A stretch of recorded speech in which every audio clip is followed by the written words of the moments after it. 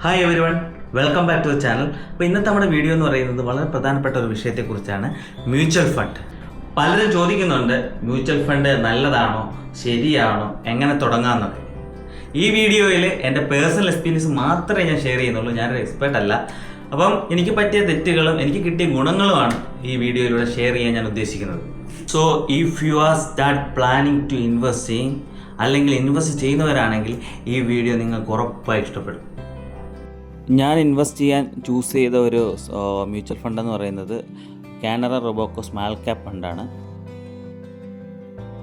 ഈ mutual fund ഞാൻ select ചെയ്തത് ഗ്രോ ആപ്പിൽ നിന്നാണ്. ഗ്രോ ആപ്പ് ഒരു പക്ഷെ നിന്നു പോയാൽ അല്ലെങ്കിൽ നിർത്തിപ്പോയാൽ ഈ പൈസ ഞാൻ എവിടെ നിന്ന് കളക്ട് ചെയ്യും എന്നുള്ളൊരു പേടി കാരണം പ്ലേ സ്റ്റോറിൽ ഇവരുടെ ആപ്ലിക്കേഷൻ അവൈലബിൾ ആണോ എന്ന് നോക്കി. അങ്ങനെയാണ് ഇവരുടെ ആപ്ലിക്കേഷൻ അവൈലബിൾ ആണ്. അങ്ങനെ ഞാൻ ഡൗൺലോഡ് ചെയ്ത് അതിലൂടെയാണ് ഞാൻ ഇൻവെസ്റ്റ് ചെയ്യാൻ തുടങ്ങിയത്. ഇപ്പോൾ എൻ്റെ പോർട്ട്ഫോളിയോ നോക്കുകയാണെങ്കിൽ ഞാൻ 1,37,000 രൂപ ഞാൻ ഇൻവെസ്റ്റ് ചെയ്തിട്ടുണ്ട്. ഇപ്പോൾ ടോട്ടലായിട്ട് എനിക്ക് റിട്ടേൺ ആയിട്ട് കിട്ടുന്നത്, ഇപ്പോൾ ഞാൻ വിഡ്രോ ചെയ്ത് കഴിഞ്ഞാൽ 1,59,000 രൂപ എനിക്ക് റിട്ടേൺ ആയിട്ട് കിട്ടും. ഏകദേശം 22,000 സംതിങ് എനിക്ക് പ്രോഫിറ്റിലാണ് ഇപ്പം പോകുന്നത്.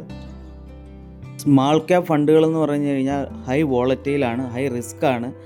മാർക്കറ്റ് കയറുമ്പോൾ നമ്മുടെ ഫണ്ടും അതുപോലെ നമുക്ക് ലാഭം കിട്ടും, അതുപോലെ മാർക്കറ്റ് ഇടിയുമ്പോൾ അതുപോലെ നമ്മുടെ ഫണ്ട് നഷ്ടമാകും. അപ്പം ഞാനൊരു SIP സിസ്റ്റം അല്ല ഫോളോ ചെയ്യുന്നത്. എൻ്റെ കയ്യിൽ എപ്പോൾ മാർക്കറ്റ് ഡൗൺ ആകുന്നോ ആ സമയത്ത് ഞാൻ കുറച്ച് കൂടുതൽ ഇൻവെസ്റ്റ് ചെയ്യും.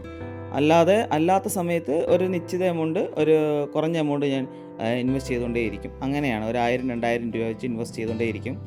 ഞാൻ ഒരു 3 കൊല്ലം മുമ്പാണ് ഈ മ്യൂച്വൽ ഫണ്ട് ഇൻവെസ്റ്റ് ചെയ്യാൻ സ്റ്റാർട്ട് ചെയ്തത്. അന്ന് ഇതിൻ്റെ ഒരു യൂണിറ്റ് NAV വാല്യൂ എന്ന് പറയുന്നത് 10 രൂപയായിരുന്നു. ഇന്ന് അത് 40 ആണ്. അപ്പോൾ അന്ന് ഞാനൊരു 1,00,000 രൂപ ഇൻവെസ്റ്റ് ചെയ്തിരുന്നെങ്കിൽ ഇന്നത് ഏകദേശം ഒരു 3 ലക്ഷം രൂപയോളം ആയേനെ.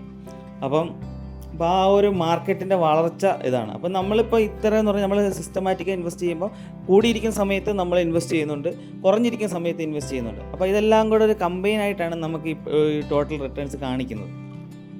നിങ്ങളൊരു വലിയൊരു ഫണ്ടാണ് മ്യൂച്വൽ ഫണ്ടിലേക്ക് ഇൻവെസ്റ്റ് ചെയ്യാൻ പോകുന്നതെങ്കിൽ സ്മാൾ ക്യാപ്പ് ഫണ്ടിലേക്ക് നിങ്ങൾ കുറഞ്ഞ ഇപ്പോൾ ഒരു 30% മാത്രം സ്മാൾ ക്യാപ്പിലേക്ക് ഇൻവെസ്റ്റ് ചെയ്യുക. ബാക്കി 70% ലാർജ് ക്യാപ്പ് അല്ലെങ്കിൽ മിഡ് ക്യാപ്പ് ഫണ്ടിലേക്ക്, ഫ്ലെക്സി ക്യാപ്പ് ഫണ്ടിലേക്ക് നിങ്ങൾ ഡിവൈഡ് ചെയ്ത് ഇൻവെസ്റ്റ് ചെയ്യണം.